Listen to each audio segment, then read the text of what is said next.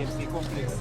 Matokeo yameanza mabao 4-0. Viongozi mmefurahi ama mmeona nini cha mno kwenye uwanja? Tulikuwa na matokeo mabaya kwenye uwanja uliopita. Matokeo mazuri mpaka mefikia hatua, lakini mechi ya kwanza kwa mabao 4. Ni mchezo ulikuwa mzuri, tumepata ushindi, tunamshukuru Mungu, tunaendelea, ligi inaendelea, tutajipanga kwa mechi zinazofuata. Nini cha tofauti leo vijana wameonyesha kwenye mchezo huu? Tofauti ni mchezo, kwa sababu kila timu mnakabiliana nayo iko tofauti.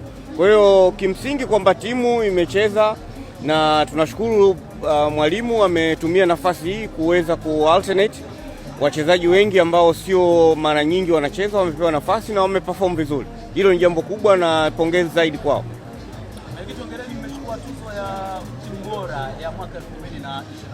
Kama viongozi mmejivunia namna gani mafanikio mliyopata mwaka 2025, na kama ambavyo DFT wameeleza kigezo ni kufika finali ya kombe la shirikisho? Ni jambo kubwa na zuri.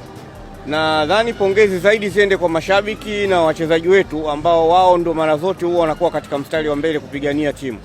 Kwa hiyo tunashukuru kwamba hilo limetokea, na waliofanya tathmini hiyo tunawashukuru kwa kuliona hilo kwa ni jambo zuri kwetu. Asante.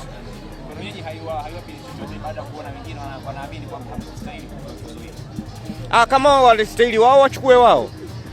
Asante sana.